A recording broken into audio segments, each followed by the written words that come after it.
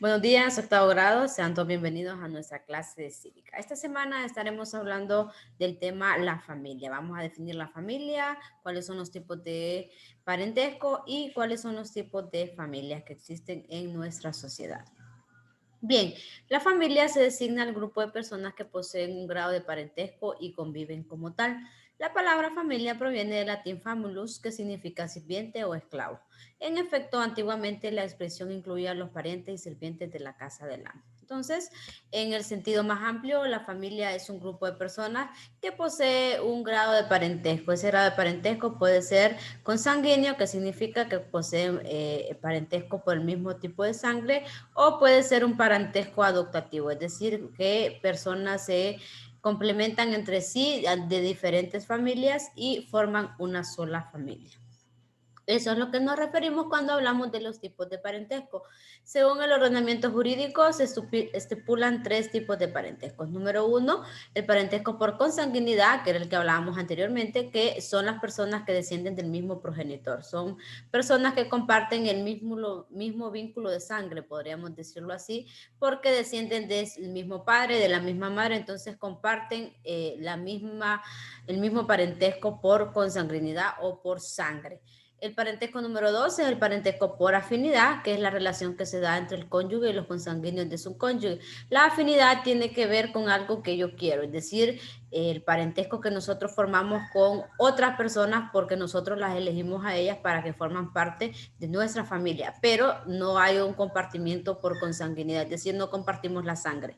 Y el último parentesco es el parentesco civil, que tiene que ver con la adopción, cuando hay parejas que adoptan eh, hijos de otros padres, pero hay un parentesco civil, la adopción. Incluso nosotros podemos adoptar padres, podremos adoptar hermanos, etcétera. Entonces, cuando hay un parentesco civil, se dice que hay una adopción y esa adopción no tiene que ser exclusivamente por afinidad o por consanguinidad. Es un requerimiento civil únicamente.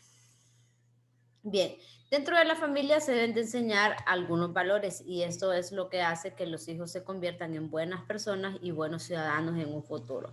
El principio número uno que se debe de enseñar dentro del grupo familiar es la autoestima. La autoestima es una visión más profunda que cada persona tiene de su misma, es la suma de la autoestima. Entonces, cuando cada persona tiene una visión profunda de lo que somos en nuestro interior, a eso se le llama autoestima. Hay personas que tienen una autoestima bastante alta y otras personas que tienen una autoestima baja. Entonces tiene que ver con lo que nosotros podemos decir de nosotros mismos en nuestro interior. El siguiente valor que se debe enseñar en el grupo familiar es la generosidad, un valor muy importante ya que es el actuar en favor de otras personas desinteresadamente y con entusiasmo. Valor número 3 es el respeto, muy importante dentro del grupo familiar y que se refiere a la consideración a las demás, a sus condiciones, diferencias y situaciones. Debemos de practicar el respeto considerando que los demás son diferentes a nosotros, las condiciones son diferentes y debemos tener en cuenta las diferencias y las situaciones en que se desenvuelven todas las personas. El siguiente valor que se debe enseñar dentro de la familia es la justicia, ya que consiste en dar a cada uno lo que le corresponde. Esto es algo muy importante que se debe aprender dentro del grupo familiar y luego ponerlo en práctica en los distintos grupos sociales que nosotros vamos a ser parte. Luego sigue la responsabilidad, que es asumir las consecuencias de los propios actos, no solo ante uno mismo, sino ante los demás. Siguiendo, tenemos el valor de la lealtad, que surge cuando se reconocen y aceptan vínculos que nos unen a otros. Luego tenemos, y por último, el valor de la alegría, que es una actitud que se debe de practicar para lograr superar obstáculos y dificultades. Muchas veces en nuestra vida vamos a tener obstáculos y dificultades, pero la alegría es una actitud que debe reflejarse en nuestra vida para poder superar esos obstáculos y esas dificultades. Bien, ahora vamos a hablar de los tipos de familia que se desarrollan dentro de nuestra sociedad.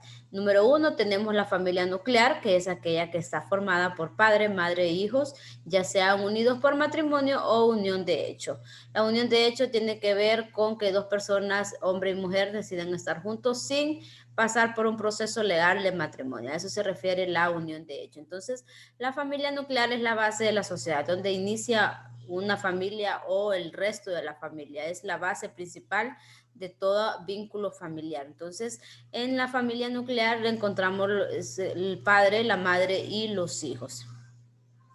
El segundo tipo de familia es la familia extendida y es aquella que se forma con los demás miembros de la familia, como por ejemplo los tíos, los abuelos y los primos. Si podemos observar en la imagen, se observa la familia nuclear, que es el padre, la madre y los hijos, pero ahí se convierte en una familia extendida cuando se incluyen los tíos, los hermanos, los primos, los abuelos, los bisabuelos. Entonces, a eso se refiere la familia extendida.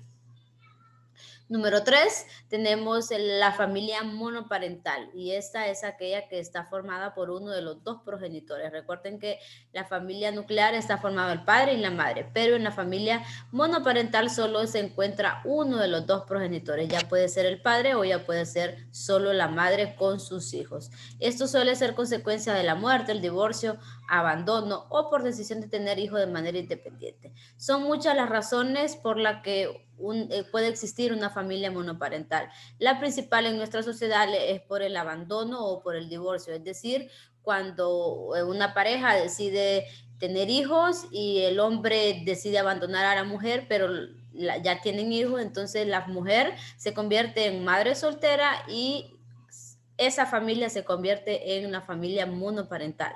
Cabe recalcar que en la imagen aparece solo la madre y los hijos, y eso es la familia monoparental, pero hay casos en los que es el padre el que toma el rol como el progenitor principal más sus hijos. Eso suele ocurrir mucho en nuestra sociedad actualmente. Y por último tenemos la familia reconstruida. Esta está formada por parejas con hijos de relaciones anteriores. El resultado son padrastros e hijastros. Puede surgir hijos de esta nueva relación. Si podemos observar detenidamente la imagen, podemos ver que se encuentran dos colores. La familia reconstruida es, por ejemplo, cuando un hombre se divorció de su esposa, pero tuvo hijos. Entonces, la otra mujer también se divorció de su esposo y tuvo hijos o era viuda. Pueden haber muchas razones por las que pudo haber una relación anterior. Y esas dos personas se conocen, se enamoran y deciden formar una familia.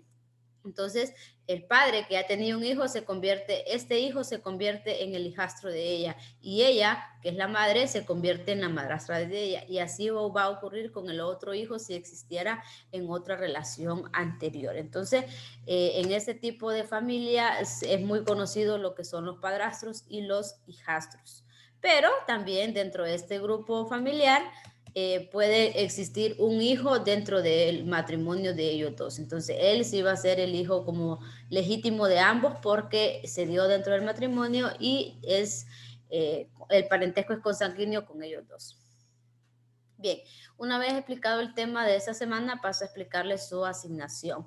Deberán completar esa tabla con la información que se les solicita. Son 4 tipos de familia, entonces va a completar la tabla. Si se fijan, son 4 columnas y 4 espacios hacia abajo, 4 filas. Entonces va a colocar en la primera columna el tipo de familia, el nombre, el tipo de familia, luego va a colocar una imagen, ya sea un recorte de periódico, de revista o del uso del internet. Luego va a colocar qué integrantes forman ese grupo familiar y cuáles son las características de ese grupo familiar. Recuerde que son 4 tipos de familias las que usted debe de completar. Les muestro un ejemplo. Yo escogí el primer tipo de familia, que es la familia nuclear. Aquí aparece una imagen, que es la familia nuclear. Está compuesta por los integrantes, el padre, la madre y los hijos. Puede haber muchos hijos o puede haber solo un hijo. Eso es indeterminante. Dentro de las características tenemos que estos tienen un vínculo biológico o adoptivo, que significa que estos hijos pueden ser biológicamente hijos de ellos dos o pueden ser que fueron adoptados. Eso significa que tienen un vínculo biológico adoptativo. Esta familia vive bajo el mismo techo. Los 4 deben de vivir bajo el mismo techo porque si no dejaría de ser familia nuclear. Y etcétera. Pueden haber muchas características que usted puede escribir e investigar y colocar en su asignación de esta semana.